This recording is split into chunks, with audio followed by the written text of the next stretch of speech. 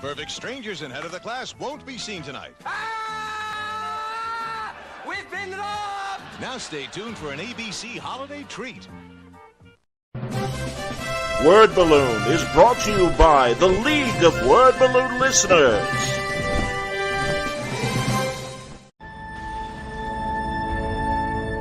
Years of work pretty much into this big coffee table book, which now is benefited by a show like this where you can see a lot of this stuff that I newly created and some of the older stuff I've done.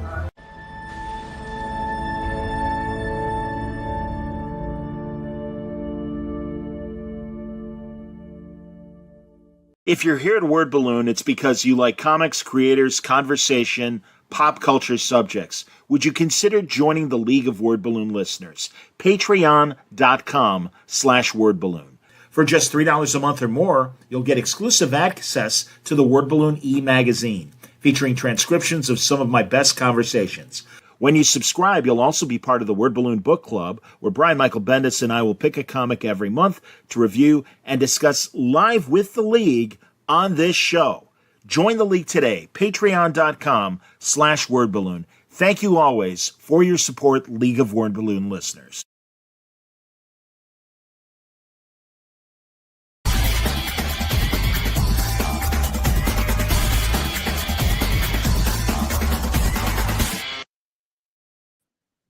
Welcome back, everybody. Time again for Word Balloon, normally the comic book conversation show, but we're going to be talking about something different tonight.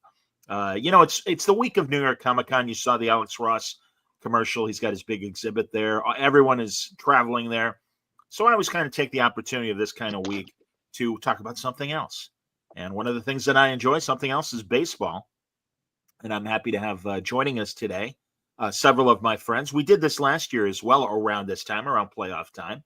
But it's good to see Allison Baker back from Monkey Brain Publishing, a million other Jane of all trades, if you will. Oh, thanks, John. That's the truth. Filmmaker and one of the important cogs in the wheel of the Winona Earp sci-fi channel series.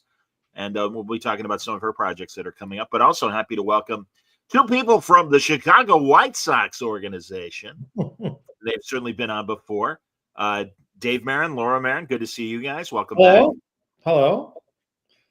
Good to be back, Jen. Nice to see you. Yeah, and I mean we're picking an odd day where the league division playoffs are going on, and there were 4 games, and in fact 2 are happening as we're broadcasting right now. Yes. That I'll be honest, the ones that I cared about were happening during the day. Not as much for the Tigers and the Mariners, but certainly the Brewers, Cubs, and Dave and Laura are in Wisconsin. I'm here in Chicago.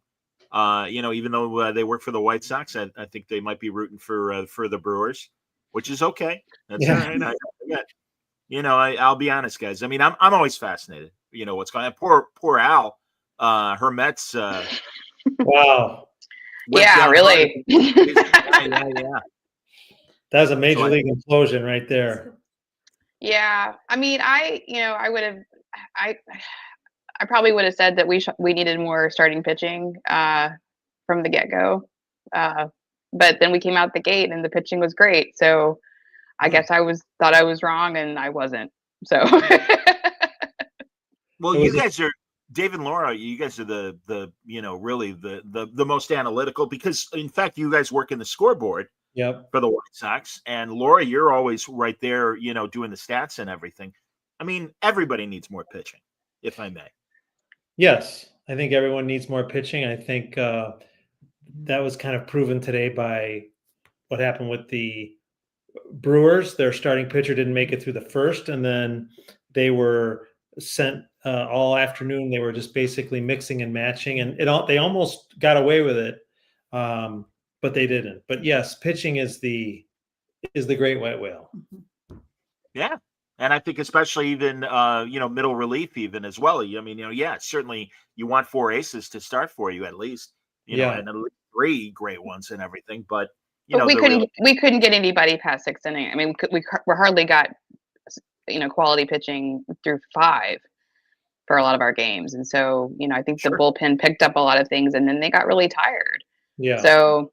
And again, that's what we saw today. I mean, with the Cubs and both teams, the Cubs and the Brewers. Honestly, the Cubs were lucky that they front loaded that first inning with 4 runs and managed to hang on. I mean, the Brewers were picking away at them, and listen, I know specifically as far as that division goes, it's 2-1, best of 5.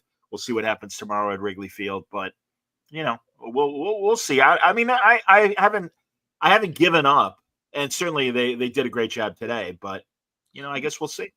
John Suntress, as a young man growing up in suburban Chicago during the peak of the Cubs doldrums, could you ever have imagined a playoff series like that at Wrigley Field in your youth? No. And that's truly, David, that's why, and I was telling Al this as well, if the Brewers beat the Cubs, God forbid, not really, God forbid, we had a great season. It was fun. And sadly, having lost as many times as the Cubs have, and being a lifelong Cub fan, I was very happy. I see the glasses half full, right. And again, they could pull it out. Sure they can. Yeah, they've won enough. They've had their streaks over this season, and it's just been for the Cubs, it's been a very entertaining season. And conversely, but also for the Brewers. Honestly, Laura, you're a lifelong Wisconsinian. You converted David, but no, I felt for. Go ahead. I'm sorry, honey. Go ahead, please. No, I'm a White Sox fan. Like, I'm a diehard White Sox fan. So this, the Brewers, I grew up with the Brewers. Listened with my grandpa, all the stories. Went to the World Series in '82, but to me, this is luxury. I'm watching them. I'm having fun. I hope they win. But then when they lose, if they lose, I'll just be like, darn it, that's too bad. Next. It's not my team. So these series are great. Yeah. They're they all have good stories. They're interesting to me. They have great players, and I don't have to get upset, I guess, for lack of a better word. And being where we are in the heart, like we're halfway between the two cities, we have many friends who are diehard Brewers fans and many friends who are diehard Cub fans. So we're able to watch it from that perspective, and it's very funny. It's very funny.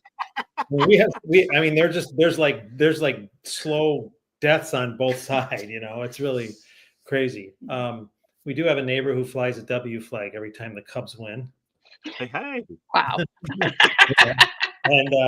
And then you see a lot of Brewer flags around here too. One thing I would like to point out about the Brewers, if I may, is it's been an incredibly difficult season for them in the wake of the death of Bob Uecker.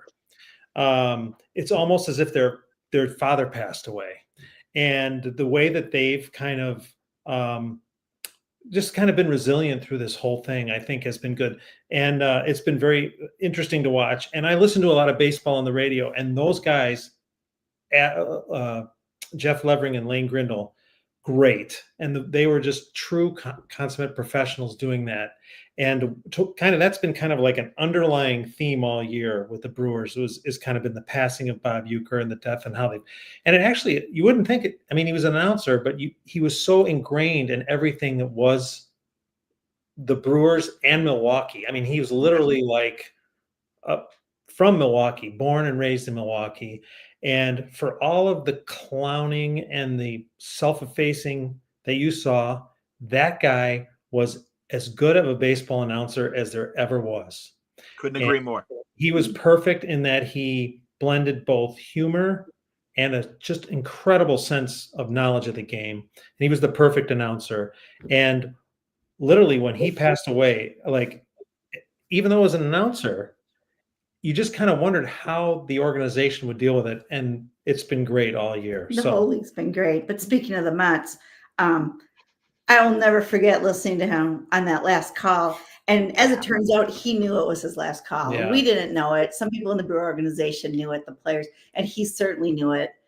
And he just said, that one's going to sting. Mm-hmm.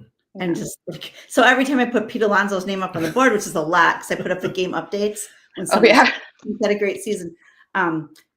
We just say the man who killed Bob Uecker. That's the man who killed Bob Uecker. Oh no! Oh yeah. No, I know it. Listen, again, as a Cub fan, it broke my heart that Ueck and the Brewers didn't make it to the postseason in his last season. Yeah.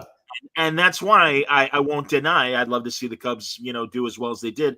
But during the fall that happened in, post All-Star break and through August and stuff, and the Brewers rise, it's like, good for the Brewers. They've come so close in recent years. Yeah. 9 years after most of our lives, without a title here in Chicago and stuff. Yeah. Even though the Sox did it in 05 as well. Yeah, that's why I'm like, Milwaukee's a great town. It is. It deserves it. I root for the small market towns. No disrespect to the Mets, but Al, tell us. None taken. Well, there you go. Yeah, really. I mean, yeah, they take their lumps. But Al, you grew up in Texas, and even we can even talk about your encounters with former Texas ownership. A guy that went from Texas ownership to the White House. Oh yeah, I have met George W. Bush, but a long time ago when he was governor. But yes, yeah. I mean, I don't have a lot of history with Texas baseball. Ironically, I really became a fan later in life. So, but again, like every year, I watched every single game, and then I started watching other games because it was like the record kept getting like worse and worse, and so I was like rooting for. I was like watching other games and like hoping people would lose, and we got to that point.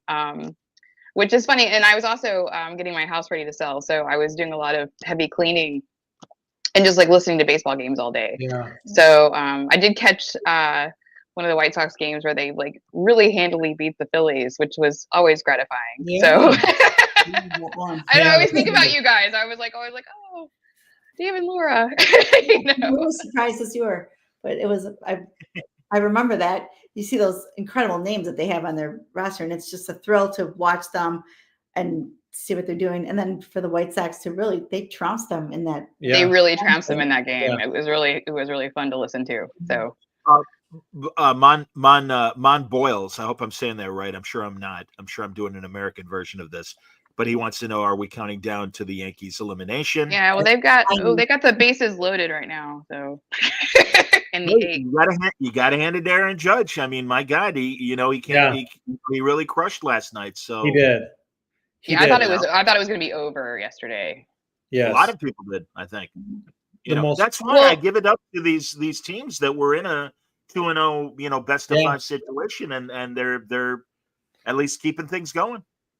Yeah, Aaron Judge is the most physically imposing baseball player I've ever seen. He makes everyone else look small. It's crazy. And when he hit that ball, because he's physically a giant person. He's bigger than McGuire, David? What's that? Yeah. Is he bigger than Mark McGuire? Yeah, he was bigger than McGuire. He's just taller. He's a different sized person. He's like a oversized person. Yeah, it's just like the scale is wrong when you look at him. It's not that he's tall or that he's big. He's just proportionally bigger than everyone else. Makes the first baseman look silly when he's on first. So actually this year, my favorite moment, I was at every White Sox home game. Laura was at all but 2 working. And my favorite moment of the season was when the White Sox, their only win over the Yankees, their pitcher, Mike Vassell, retired 3 consecutive MVPs to end the game with the tying run on base. And one of them was Aaron Judge. And it kind of gave us kind of a glimpse of like what life could be like if the Sox when the Sox are going to be good again. Is the place was crazy, and there were a lot of Yankee fans in there, maybe more. Anyway, it was so cool. But my point is, Judge was just like, he's so good for baseball because like everyone stops and watches him, and he always delivers. I mean, he'll strike out spectacularly or he'll hit a home run spectacularly. So he is really, that home run last night was crazy because it just kept going and going and going. And then it hit the foul pole, which is insane. The foul pole, and the camera work was fantastic. Yeah. And they got their 1 win. It doesn't look like they're going to win tonight though. So yes, I think we are counting down the elimination of the Yankees. Yeah. We'll keep updating everybody if they're curious. Yeah. I do want to say though, watching the White Sox, it felt like to me, especially their game against the Mets, they're like this close. Because as you well know, I don't have to tell you guys, it is a game of inches. Yeah. And it's like it's just if they cleaned up some defense and like they've got, I mean, every professional baseball team is really fantastic if you really drill down and think about it, and if you watch a lot of baseball like I do, you can see it. It's like it's that one thing, one ball that you miss, and it's like so tiny. And so I just felt, and I always think about you guys whenever I see the White Sox. So I was like trying to like figure out this silver lining there. You know what I mean? It's funny. You're right. I mean, you make a great point that everyone has talent on their roster, but sometimes it matters if that talent is coming up or going out. And I remember a couple of years ago, or several years ago, just looking at the guys on the team and saying, this is not going to be the White Sox team. Right. When it was Adam LaRoche and just guys like that. And you're just like, yeah, they're not there to become a core, to become a team. But now it really feels like we have a core. Yes. And it's pretty exciting. Yes. Oh, that's great. There's a solid, core. There's Colson Montgomery and Edgar Carroll and Kyle Teal and Mike Bassel. Chad Meidroth. Chase Meidroth, yeah. And it just seems like it's just a different feel, wouldn't you say? Oh, that? absolutely. I mean, last year, when they lost 121 games last year, that was just drudgery. I mean, it was tough. Our work was fun. Oh, it's always fun. It's always fun for us. But this year, yes, you're exactly right. You can just tell there's a different feel. We have this weird thing called hope. And sometimes like it feels good now. Next year in like August, am I going to say, wow, remember when we like thought we could possibly be good? Or are we going to be saying like, yeah, we knew it. This is better. So we'll see. And the encouraging thing about these young players is that they were all acquired. I think all of them, most of them were acquired by this new regime, the new general manager. Mm-hmm. So most of them. And so there's some hope there. So yeah, and it was a different feel. And hopefully next year we're talking about being competitive. Maybe we're on next year talking about the White Sox in the playoffs. You never know. I mean, that's how hard it is. I mean, the Brewers came out, they were not doing well at the beginning of the season. No. Right. And then they just stopped. Then they just didn't lose like for weeks. Right. Yeah. That one winning streak was unbelievable. Yeah. They opened the season in Yankee Stadium and they got swept, right? Yeah. And they were historic losses. It was so lopsided. And that's when everyone thought like they had no hope, but you're right. Yeah. They rallied. So David, by the way, has a great podcast, Sox Nerd. How now, Dave, what do you do during the off season? Well, I'm on Twitter at Sox Nerd, and I'm always just kind of collecting information and different tidbits to use throughout the season. It's research. I write things, and then probably in the winter, I'll start ramping up for next season. But I like to blog. I have a WordPress blog where I put something on almost every day that's White Sox related. So, that's what I'm doing in the off season. I'm just basically collecting information about the players that I can use for next season. And then I'm always digging up little nuggets on Sox history, which is kind of my passion. So that's what I'm doing. David provides the trivia when a batter is at bat. Yep. And it goes beyond the statistics and things, and that's his job. And then Laura is mindful of what's happening around the league and all the updates that you get. I think it's great that, I don't know if you can automate that, Laura, but it seems to me, I'm glad that there is a human touch, still conveying what's out there and then putting it on the board. That's the great thing about being the my spot in the scoreboard is I'm reacting. So that's hard to automate. I'm sure that it will happen, but I watch to see if there's a scoring change that could be automated, except sometimes I put a scoring change up and something goes wrong. Like the fields aren't populated. It looks great in preview, put it up there. It's wrong. So I can take it down. The things that we have that are truly automated, they just keep going. You can't correct that. You can't fix an error. So I'm able to, I also can choose which ones are the most relevant. and put those up. I kind of have a little rules for myself about if it's more than a half inning old, I don't put it up and things like that. And then the fan prompts, like 2 strikes, 2 outs, make noise, and that's all reacting, which is harder still to automate, or at least that's what I keep telling them. So, yeah, the fan prompts. Laura's in charge of just getting everyone all fired up. It's just, which is hard to do when the White Sox are having some the days, two. yeah. It's great when there are tons of people there. Like Mexican Heritage Night was one of the best nights of the year. It really was. The place was rocking. It was amazing. It It was was so great. And I had the most fun that night. And a couple of other of our special nights, but that's the one night that stands out to me of the whole season, just because of the joy, the pageantry, how much fun everybody was having, and how much fun I was having because I could put something up there and people would react, and it was great.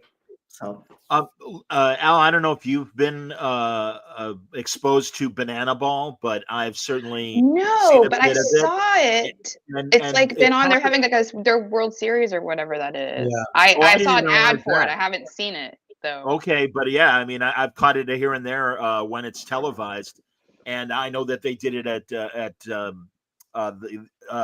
rate. The rate. Yes, that's the rate. Guaranteed field rate. Yeah, again, old man Comiskey in my mind, but new Comiskey. Yeah, we didn't work those games. We watched them, and they were quite. Yeah, I'm curious as baseball people, David. I mean, it's quite the spectacle, and I think it's great. It can't help but get people interested in the game, and they hit all the right notes. I mean, the place was full. It was energetic. And they brought back Paul Konerko, Mark Burley, and Ozzie Guillen to play. And you couldn't. Oh wow, they actually played on the field. And AJ Przinsky, yeah. You couldn't have. Wow. You couldn't have scripted it any better. Yeah. And I even think there was a rain delay in it. There was. And they play music the whole time. They never have to stop. Nothing but positive feedback from everybody who was there. It was sold out. It was crazy. It's like the Harlem Globetrotters. I mean, right. Sure, and I'm super happy for everyone who loves it. And I don't not love it, but I just kind of think it's separate. It's like a concert or something. Yeah. But it's great. People absolutely go crazy. Yeah. I can't deny I am pleased to no longer have to worry 5 days a week. Hell, 7 days a week. Who am I kidding? For my 16 years in sports radio. Right. But I can't deny that I do find the whole banana ball phenomenon interesting. It has, for people who don't know, the feel of minor league baseball in terms of a lot of the fun and the games that they play during the game to keep the crowd happy and excited, but also just some other crazy things. And I am fascinated by it. I think it's a very interesting idea that seems to be, doing as well as the Globetrotters did in their prime back in the 60s and 70s, Yeah. But will there be a cartoon? I mean, right. with Scatman Crothers voicing Meadowlark Lemon. Yeah. Exactly. Come on. That is so funny. That's a great comp because when I was a kid, I watched the Globetrotters cartoon and I became interested in basketball. And now I'm a huge basketball fan. So maybe that's what's happening with the Bananas, where there are young people becoming interested in baseball because of the Bananas. And it's also a different game. Like the Globetrotter game of basketball was different than the regular game of basketball, just like banana ball is different than regular baseball. A lot different. Stilts. Choreography. There was no bucket of confetti, John, as I remember at the Savannah Bananas game. The players have to learn these dances, which I think is really interesting because as they get more well-known, and maybe they will get personalities known like the Globetrotters, because from what I hear, it's kind of hard to get Major League Baseball players to do things.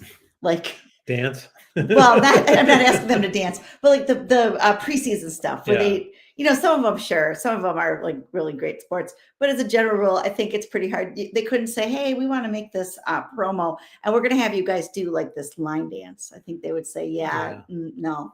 Yeah. So, which is ironic because they have the most complicated like high five routine of any sports situation I've ever seen in my life. And I'm like, wow, you had to like learn that. Yeah. We practiced it. So it's interesting to me to see that. See the people that are getting paid to play, but then they're also like totally all in on doing the things that they're doing. Yeah. Well, and like the Globetrotters, I mean, here's another avenue for those in the minors that don't make it to the show, but still notice I use the baseball vernacular about it. Very good, but well, again, You're a pro. Yeah. But no, it's like, because I remember a lot of times for players of the Washington Generals, they came from Division II baseball programs and things like that. So, that's cool. And I don't know, I don't know if you guys know, is Banana Ball expanding still to other cities and other teams? I don't know. I mean, I know it's very successful whenever they go to different cities. Venues. I think there are 4 teams, and so I'm sure. I mean, if it's making money, it will expand, right? Because the answer to all your questions is money. I had never even heard of it, and then I saw an ad because I'm watching a lot of baseball. So I guess they're like, "Oh, maybe you'd be interested in this person watching all these baseball games." Yeah. And then I noticed that it was like when I was like trying to find the games because that's always a journey in the postseason. It's like, where is this airing? Right. I saw it like in the listings. So we were at Terrificon in Connecticut in August, and all of a sudden that weekend there was Banana Ball on ESPN, and we're like, what the hell is this? And I'd heard a little bit, and first I thought it was just another minor league game, and I'm like, oh, all right, whatever. And I'm like, all right. And then I kind of figured out, and then I called the Marrans, and I'm like, all right, what the hell is this? But yeah, anyway, I find it interesting. Well, back to what's happening now, and especially with the division playoffs and stuff. Well, do you want to know the latest? It's bottom of the ninth. The Yankees they have a man on second and nobody's out. It's 5-1 Toronto still. Oh wait, 1 out. Bottom of the ninth. Bottom of the ninth. 1 out, 1 on. There's a runner on second. We'll find out what's happening with Philly and the Dodgers. We'll go back. We'll go back to that game when this is done. You got the Marrans are looking at it. I've got the Phillies 3-1 in the top of the 5th. Oh, interesting. Yeah. There you go. We're top of the 5th already. Okay. Yes. See, David and Al, I don't know if this was in Dallas or even how cognitive you might have been about it. And Al's a little younger than us, but we used to have Sports Phone. A little bit. Oh yeah, Sports and Phone. So yeah, this is kind of like Sports Phone. We'll be back with another update at about. So yeah. I can give you a quick. We had time and temperature, but I don't know about Sports Phone. Yeah, we had that as well. But yeah. Absolutely. No, it's crazy. But no, I wanted to ask guys, because you guys worked for a long time with Jason Benetti and everything, who was a great White Sox broadcaster. It still bums me out that Reinsdorf didn't re-up him. But, hey, he's at the Tigers. And I know that the local crews don't get to do the postseason as far as television goes. That's such a shame. Which I hate. I hate that. Yeah. I think it's the worst. I agree. I really do. If I were in charge of the universe, I would change that. Yeah. Well, I used to get mad at that and the runner on second in the extra innings. Oh, they don't do it in the postseason. Thank you. Oh boy. Honestly, I hate that as well. I really hate that. It's so football. It's so not baseball. It's so second grade playground playing kickball. Yes. It's postseason, so they clearly know it's wrong. You know what I mean? Yeah. Yes, right, because they don't do it in the postseason. Right. I'm excited about the automatic balls and strikes next season. We saw that in action. We did at St. Paul Saints, and it works like a charm. Oh yeah, they had it in spring training. So yeah, and we saw it in the minors last year. A simple appeal. It's limited. It does not I know people say, "Oh no, it's going to take away umpire jobs," but it doesn't because they're still making all the calls. You just can appeal, and I forget what it was, 1 or 2 or It was one two, per I think batter. each batter gets 2 challenges, and if they're wrong, they lose it. Yeah. And we saw it in St. Paul, Minnesota last spring, a spring of 2024, and it was flawless. And it was just part of the game. So, Right. I mean, 5 seconds. I mean, They tap it, they show it up on the screen. It clearly is a ball or a strike, and they just move on. yep. Which I think is great. And it was such was so ingrained in the culture of that game that the game ended on a challenge call, and it was strike 3, and the game ended, and everyone went home. There was no argument. Yeah. It was just part of the Right. game. So yes, I agree. I'm looking forward to that. And then our battle cry all season of "Bring on the robots." We'll have to find something else to I know. say. Bring on the robots. Y'all should have what I love about the SNY broadcast, because I think it's just one of the best broadcasts in the business, because I've listened to lots of them and I think it's great. Yes. But their truck has such a great sense of humor that, like, whenever there's a pitch com issue, they have like these animated graphics. It's like this robot that comes out and it's like, like deposit 10 cents or whatever, like that kind of thing, or a sleeping hamster in a hamster wheel, because the pitch com isn't working. No, But yeah, y'all should do something on the scoreboard if there's something like, Right. challenge, and then there's like a giant robot or something. I won't name names. That would be fun. David, we dealt with so many lousy umpires that just stayed in the game, Yeah. and I could think of a couple in recent years that are still in the game. Oh, And there they're were the some worst. games this year that we watched, and it was like, wow, this guy is not doing well at all. It was very obvious that there was it was off. Yeah. I can't remember which specific Cub got ejected, and all he literally said was like, "Man," after being called on a strike, and he was ejected, and it's like, come on, grow a spine, you jerks. I mean, they let him. They got payback today because PCA was just whining, and they let him stay. So he was whining, really? Well, he was pretty. Yeah. I can't deny I love the kid. I can't deny it.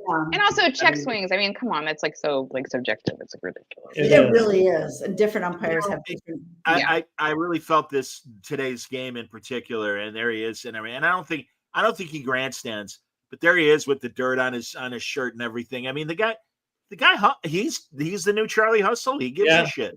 Yeah.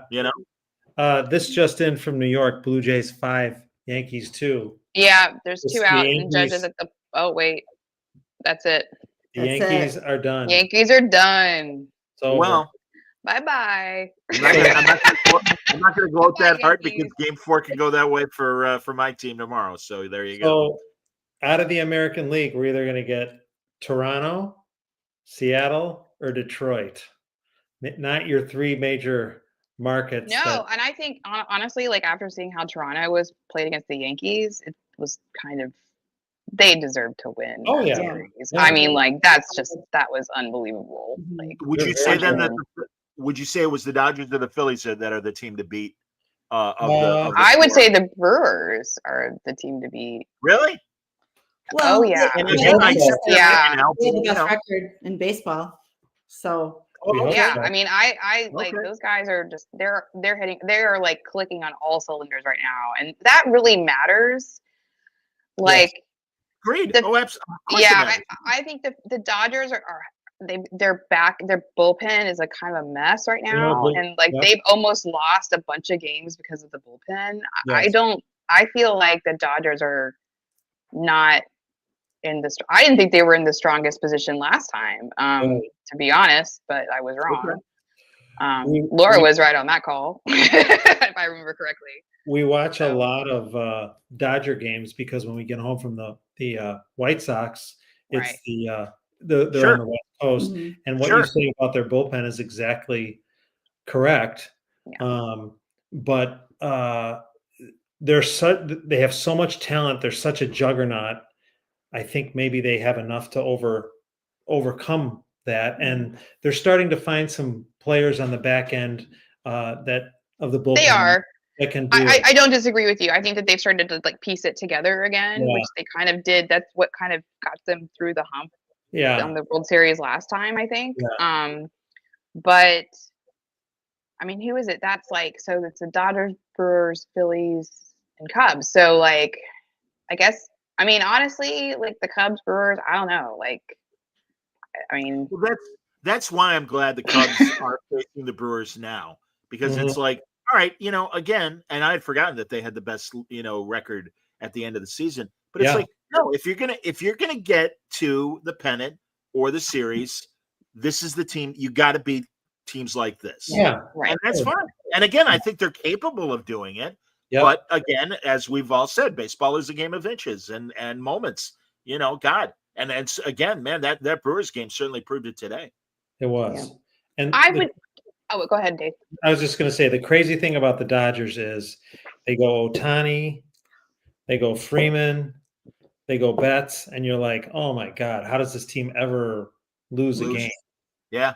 Teoscar Hernandez. But they've not like Teoscar Hernandez is hitting like crazy, but they haven't really like. They've also had their off days, so it's kind of an interesting season to watch. And it's like the way I liken it, like when I'm watching all the Mets games, it's like the days that the bats were hitting like crazy, and then but they couldn't like put it all together, right? Like they couldn't like it was like they couldn't put it all in one game. Yep. Like it was like, or they were blown out and then they would get blown out, and it was like, so it was kind of interesting because people kept talking about, Juan Soto. They always talk about Juan Soto, but like in the clutch, he wasn't doing it. Right. And a lot of times, you know what I mean? That was like really where I think that the stats are misleading. It's like, yeah, well, on a game that we like are winning 10-1, yeah, they're going to hit, as well as they are. But, because the pitchers that are coming in are not your leverage pitchers, like it's the close games that actually matter. And when you've got runners on base and you're not, I mean, there were like months and months in which he couldn't hit a home run with anybody on base. Right. So I feel like that's why I say it's such a interesting game to me, because it is like every little piece kind of has to work, and it has to work in a way, it has to work together. Like it is I think the most team sport. Yeah. It doesn't matter. I mean, you could have, they do. I mean, the Dodgers have like a lot of great players. We have a lot of great players. Yes. The Mets, but we're not in the postseason. I know. Yeah. So well, and again, that's why it's the beauty of when a small market team puts it together, as opposed to the teams that have the resources to pay for the best players. And even though when that happens, that doesn't necessarily mean you're gonna be there in the postseason. So no, I find all that interesting. I always feel like not only is it a game of inches, but I just love the whole mechanics of once after a pitch is pitched, everybody has to reset. Yeah. And we're all just kind of waiting. There's a bit of that in football with every play as well. Yeah. But I just feel like baseball, it really is like watching the insides of a clock, like that it really is this clockwork thing of everything has to happen. And then we get the big explosion of whatever that moment is once a batter hits the ball. Yeah. You mentioned the word clock. If I can just take a moment to tell you, the pitch clock was the greatest invention in the history. Okay. It's fine. Yeah. It is. Fully agree. Al's not as much of a fan.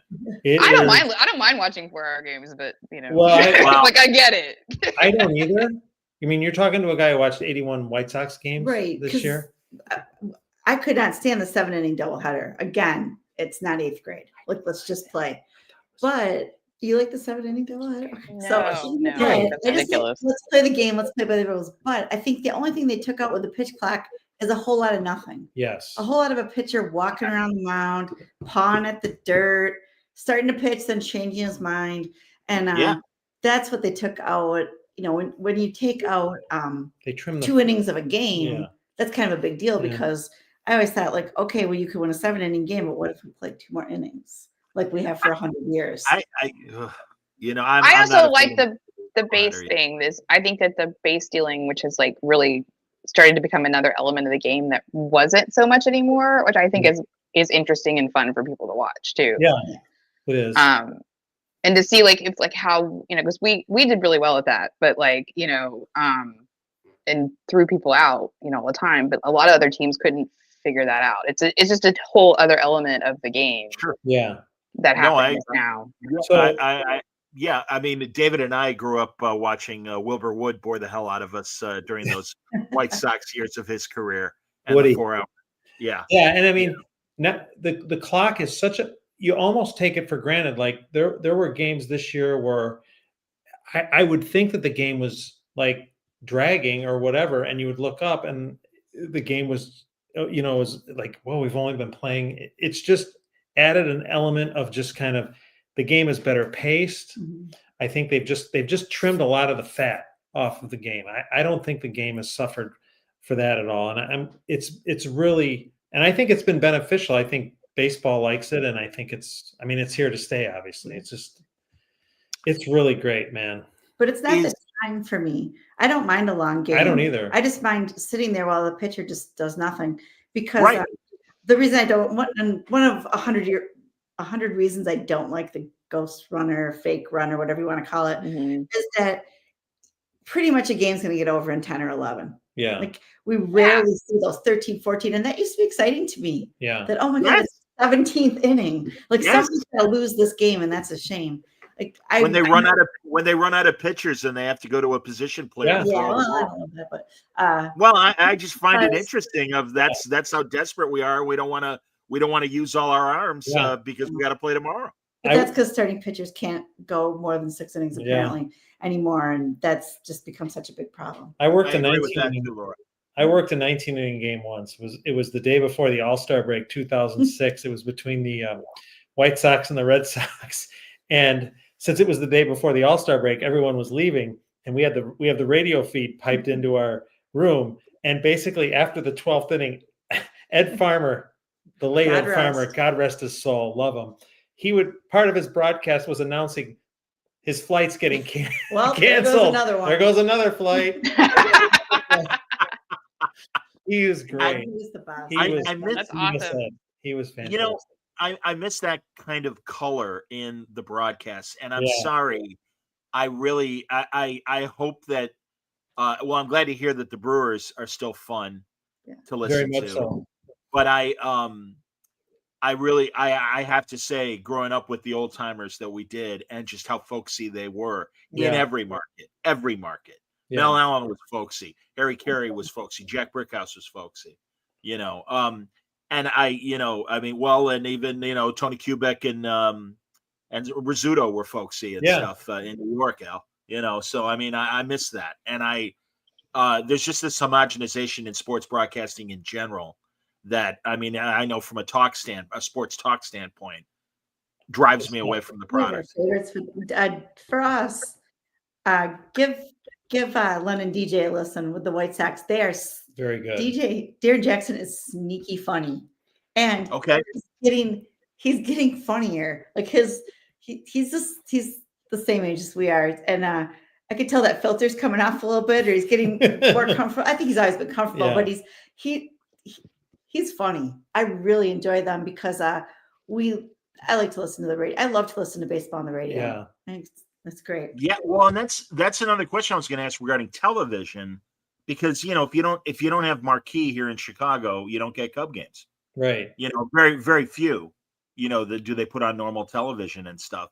Right. So I mean, Al, you're watching. Is it the Yes Network, or what network is it? It's MLB. Like I have the. Oh, you got to do MLB. So I can Sure. watch anything. I can watch everything except for the Mariners on the MLB. Oh. And it's delayed because I'm too close to Seattle, I guess. You're too close to Seattle. Yeah. So they blacked me And are out. they doing the local feed, or are they doing a national feed on the games? They're It's doing the local feed. right? Yeah. Yeah. So I get all the the MLB app gives you. We'll do an ad for But the are they- MLB app. Gives you all but- the local broadcasts. So it's SNY is the broadcast. I Oh, it's listen to when SNY. Okay. Yeah, and you yeah, can yeah. choose which broadcast actually. Like Yes. if you're in the app, you can choose like, okay, home or away, basically. Sure. So yeah, that's cool. So the Mets radio guy Howie Rose, I love. He is fantastic. And then the Seattle radio guy Rick Riz, an old South Sider, he is really good as well. So yes, that app has really been life-changing for me, and that John can attest to the fact that we grew up in suburban Chicago, and I would go out in my parents' car, and it was like cable. Like my parents' car radio was like cable, and you would fish on the dial. And in Chicago, you could get Minnesota and Milwaukee and Chicago and Pittsburgh, and maybe on a clear night you could get Montreal. You'd hear a game in French. I wouldn't understand it. Apologies to my 8th grade French teacher, Mrs. Maurer, but it was like. And this MLB app now is in Cleveland was another one that you could get. So now I don't have to go out to the car and on radio. I've got this. You're like, I want to watch this game, and then beautiful app. Yeah. So that's been great. That's really. It was also really helpful because when I was in Italy for like a couple of months at the beginning of the year, and when the baseball season, I was in there in March, April, and the beginning of May. So I was watching baseball. Yes. Nice. Like on a delay. Because it's like on in the middle of the night in Italy. I but was going to say, I really loved watching football in Amsterdam when I was living in Amsterdam. Yeah. And watching American sports in other countries is really And they don't black you out like they do on a lot of things. Like it doesn't matter where you are. You can get the MLB app and watch all over the world, which is kind of great. Yeah. Well, and I loved watching while we were dealing with COVID. I loved watching South Korean baseball. Yes. Oh yeah, I did a little bit of that. Cool. That was great when it came to 2:00 in the morning. Yeah. Watch it. I remember we would stay up like this game doesn't start until 2:30, and it's like it's COVID. You're like you're like what else am I gonna do? And the football games in Europe, as a very serious football fan, I hate it because it messes everything up, and it's now we're really just admitting it's a TV show, right? But as a TV watcher, I do enjoy it because you wake up, get some coffee, kick back, and there's a game on. Yep. We watched the beginning of the Minnesota game in Minnesota, kickoff at 8:30 in the morning. Yeah. And I got up and made quiche because my son-in-law asked me to. So I was flattered, and I said, okay. So we were watching the Vikings in Minnesota with a Vikings fan at 8:30 in the morning, and that was a little. Where were they playing? What country? That game was in London, and they had played the week before in Dublin, and they just stayed, which is that was new this year, I think, right? Yeah, a team staying and playing back-to-back games. So, like I said, the serious football fan in me, I do not like it. I think it's just kind of toying with the schedule and putting people at a disadvantage. But I do like turning on the TV and seeing football. I'm just saying that for me, as a baseball fan, I was like, I hope I can watch baseball because I was like so ready for baseball to start and was so excited to watch it. So, well, that's good to know. When we travel abroad, we'll be able to watch baseball on our app. Yes. All right. Favorite baseball movie? If there are any. Yeah, I've been thinking a lot about The Natural lately, and while it's maybe not my favorite baseball movie of all time, it has my favorite baseball scene in it. The whistle stop scene where Robert Redford, as a young man, gets out and strikes out the Whammer. The Whammer, yes. Who was played by the great Joe Don Baker, and Robert Duvall, who was playing the sports writer Max Mercy, who John and you and I were talking about earlier today. And that scene is just so well done with the lighting. And then when he strikes, and then there's a lot of trash talking in that scene, that ball's as dry as your granddaddy's scalp, all that stuff. And then when he strikes them out, and then the score by Randy Newman is just fantastic. That's just my favorite scene. But pound for pound, I would say my favorite baseball movie of all time is the original Bad News Bears. Oh, that's great. It's a great movie. It is great. That gets into that debate. Chris, is Die Hard a Christmas movie? Right. But I mean, is Bad News Bears a baseball movie? Which I think it is too, and I love it. And it's hard for me to not pick that. But I'm going to pick Major League because to me, that is like, it doesn't have the feeling and the heart and all that of Field of Dreams and The Natural, but it's just such a baseball movie. And a lot of players name that as their favorite. I can appreciate that. No, definitely. You got one now? Oh, well, I have two. So because I've seen both of them like a million You times. do a list. Don't worry about it. So A League of Their Own, which Sure.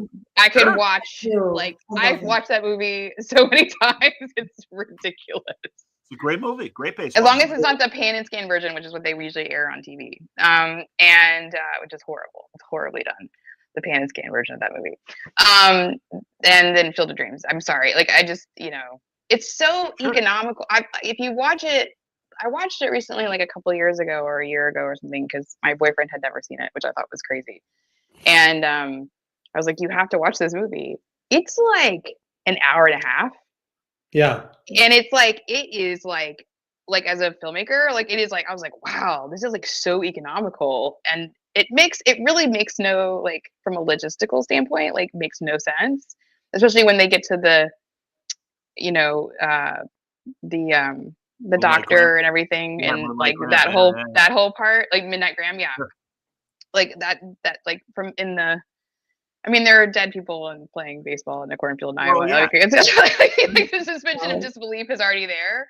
Sure. But like the mechanics of that world or whatever kind of like go off the rails a little bit. But it doesn't matter at that point. You're just like really happy. You're just like enjoying the ride, I think, Well, that and the natural, they evoke a mood and a vibe that you can't escape if you're willing to let yourself get sucked in. I found myself watching some of the older ones, and I have to confess, I never saw the modern Angels in the Outfield, but I did rewatch the old one. Okay. And it's fantastic, and it kills me, and it's really funny and very snide for being a 50s movie. Okay. And I really do love that the manager, they really like focus on the manager and him swearing and having real like obvious like issues. That's why the Angels come to help him, and they're like, "No, we're going to help you, but you got to start cleaning up your act." and you really see, it's not Ed Begley Sr. It's Paul. Shame on me, I can't remember his name. Yeah, we rely on you, John, to know this stuff. Yeah, the old Hollywood stuff, exactly. Yeah. Paul Douglas. Okay. And he's great. He looks like a baseball guy. Janet Leigh is in it and is great in it. It's really just this like silly, fun, crazy movie. I also like one that Ray Milland made called "It Happens Every Spring." Sure. Yeah, that's kind of the father of Flubber. Yeah, because he's a professor that comes up with a solution that makes wood repel whatever you put the solution on.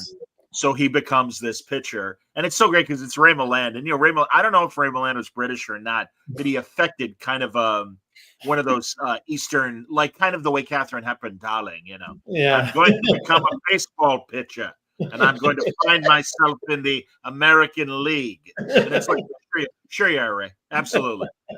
But it's funny, and it kills me. So yeah, I kind of like those fantasy baseball movies. The biopics are great.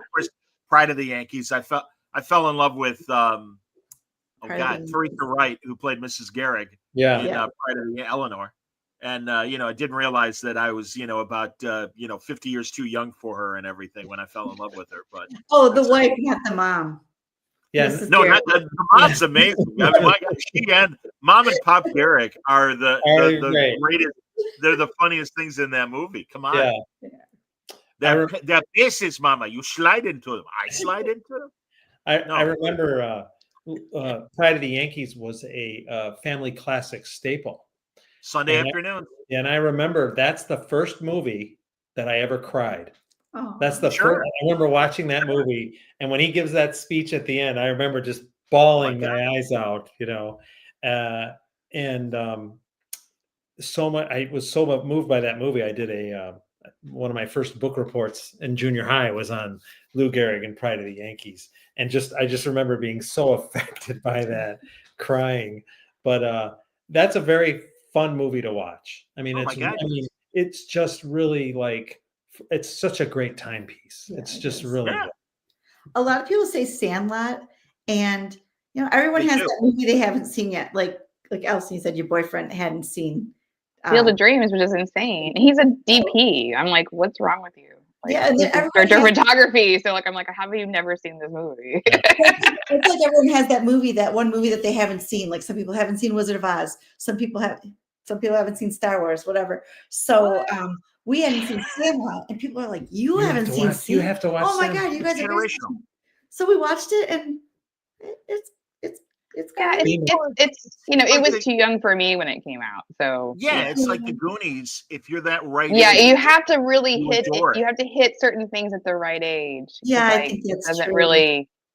Yeah. Well, that's why rookie of the year. I'm like, yeah, all right, whatever. Yeah. You know, Right. that's fine. Picture's got a big butt. I'm like, Well, did you bother me? Allison, that's a great point because when Bad News Bears came out, I was playing Little League. Yeah. And Little League was just becoming very serious at that time. And I think I don't know why, but I just felt like it was beginning to become a little bit more than just a neighborhood type of organizational type of thing. And so Bad News Bears addressed a lot of those issues. And that's probably why I relate to it so much. But I mean, plus it's just really funny. It's and it's meaningful. And it's I haven't seen it in such a long time. It's really well done. Maybe it deserves a rewatch. So yeah, it is really, I don't think I've seen it since I was a kid. Mathau was so good. And it has teeth. It is tough that way, in a good way, that it really does address the ridiculous suburban status symbol BS that I quit Little League because of that. And my dad's like, "What's the matter with you? You love baseball." And I'm like, "Not this kind of baseball." Right. No. Yeah. I'm like, I'm happy playing pickup games with my friends. And he's like, all right. Yeah. And I'm like, no, they don't care. My kids got it started. Why isn't my kid starting? And, God, Dave and Laura worked at Laura, forgive me. Did you work at the Kenosha News as well, or just David? I did. Yeah. Okay. Yeah. I mean, being in Kenosha, Wisconsin, they had to cover local sports, not just high school sports, but even, little kid games. And I can imagine the headache. You've told me about the headaches you guys used to get. It was tough. For the phenom second grader who, needs to have a byline. A lot of that. Yeah. But that's why I related so much to Bad News Bears. And it's, Field of Dreams. That's another movie where, like, when the lights came up, I was just shriveled in my seat, just all like, oh, my dad! I remember seeing it with first time we saw it in the theater with my dad, and I was like, I think, what was it like? What was it? 90? It was like 89. Yeah, 89.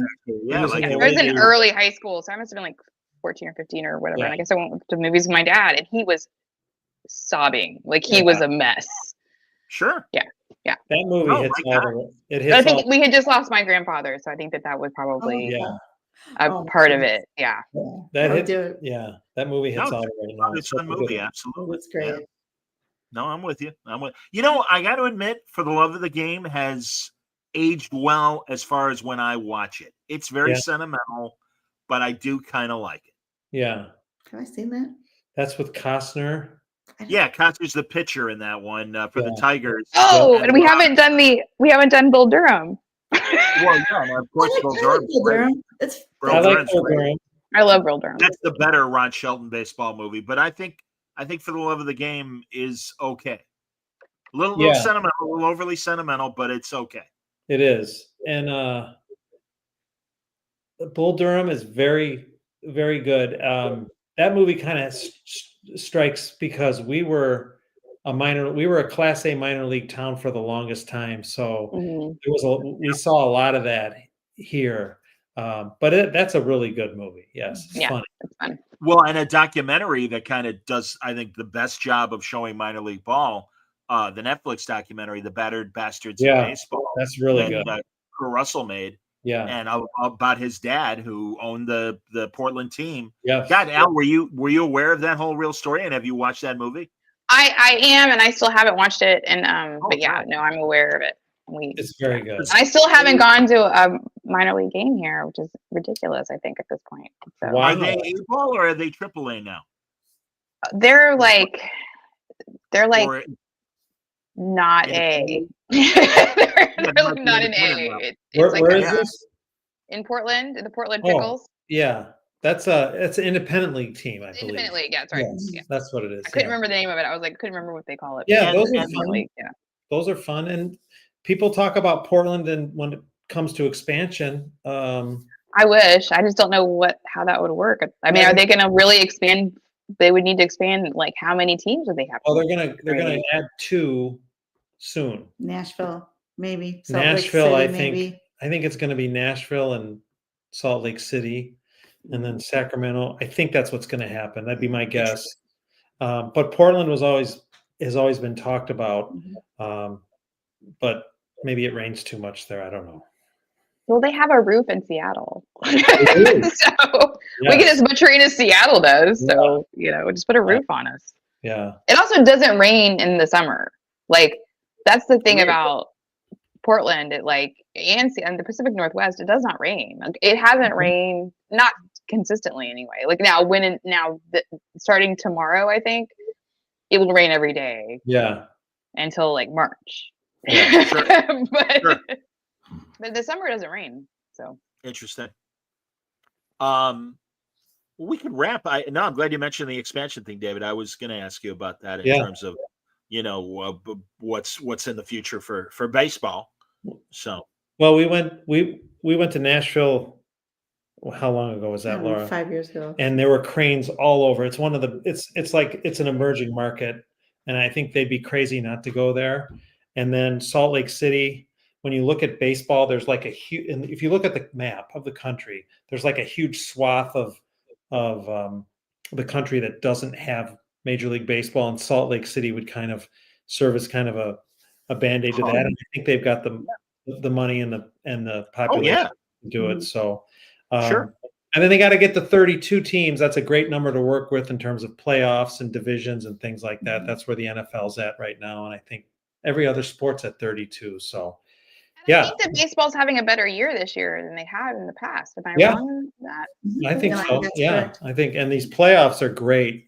And this wild card, this division round, the wild card round, these games are so intense and they're so well played. God, they weren't they? They were like, wow, it was crazy. Except for the Reds and the Dodgers, but like every other game was like really close. But that's truly it is both the wild card best of 3 and the league division best of 5.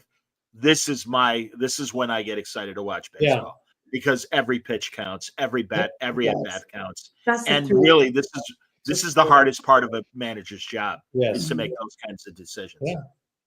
Yeah, but it's been. What were you going to say, Laura? I stepped on you. What were you going to say? No, best of 3 is brutal. That's just because I have not had the experience of having our team in that situation, but that would be so intense because you said every pitch counts, and you can't.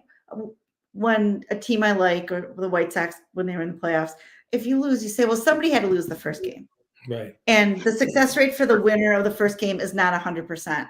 But best of 3, I saw the success rate of the winner of the first game is like 89%.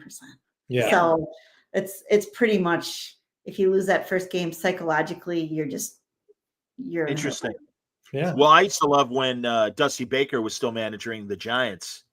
And I really felt that's when Dusty was at his best, was during those best of 5 and best of 7 series and stuff, the league and the pennant series and stuff. And that's when you really saw him at his best. Yeah. And stuff.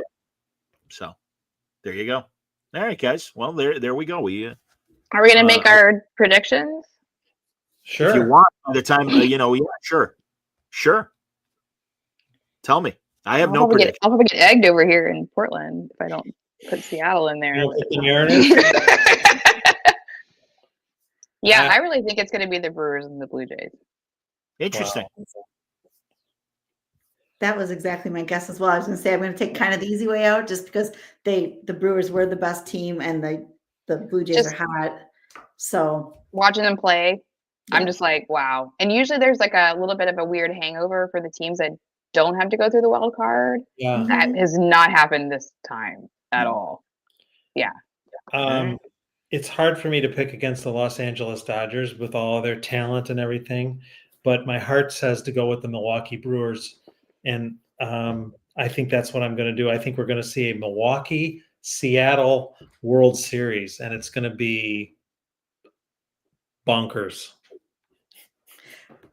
From the standpoint of like their history, they're just. I think it's going to be really. Well, that would be epic because neither one has won, right? That's right. Is that right? Right. Yeah. Yeah. Right. And I think that. I mean, as a person, either has the Blue Jays though, right? Have they never won? No, the Blue Jays. They Oh, the did. Blue Jays Oh, won. yeah. They won in 90, 92 because Paul Molitor. Oh, 92. Okay. 92 and 93. They won. Yeah. They beat. Oh, the, okay. Cito Gaston teams, absolutely. Yes, Yep. they do. And the Tigers haven't won since '84, and the Phillies have won recently. So, yeah, it'll be interesting. The Brewers have never won a World Series, and I think the good burgers of Milwaukee deserve a World Series. I attended the last World Series game held in Milwaukee. Yes, you did. So that was on, I can't remember the exact date, which is crazy that I don't know the exact date, and I apologize. But it was in 1982, it was in October 1982, Yeah. and I was a freshman at Marquette. So it was big fun. And I thought there would be more like that. So. Well, you had Yount, you had Molitor, you had great players and other teams managing, which wouldn't let. It was a team. I would be very happy with Seattle and Milwaukee. Yeah, sure. Either way, like I'm fine. I don't really have a horse in that race, but and from a standpoint that neither one have ever won, that would be really interesting to kind of watch. So that would be really fun. Go Brewers. Excellent. There you go. All right, very good. All right, thanks, guys. Very good. Allison's going to come back tomorrow night, and we're going to talk about Strange New Worlds, and she's got some theories. Being a media person and being someone that has been in the if not in the writers' room directly, in the vicinity of a writers' room. I mean, Al was living with Winona Earp for those 4 seasons. Okay. So she really for 6 years of my life. yeah, so, you were in the belly of the beast. So maybe as I get kind of angry as a fan of new Star Trek, Al will educate me. There you go. I'll consider it's Allison week on Word Balloon. Apparently. Well, John, thank you. New York, Al, you'll forgive me. Thanks for having us on, John. It's always great talking to you, and it's just a pleasure. It's good seeing you again, Allison. It's good to see you guys. Thank you both. I'll have to get up and come see a game at some point. I'd love to. Sure. Oh, I'd love that. Let us know. We'd love it. Absolutely. That would be great. All right, everybody. Thanks for watching. Thanks for listening. And until next time, everybody stay safe, stay happy, stay healthy.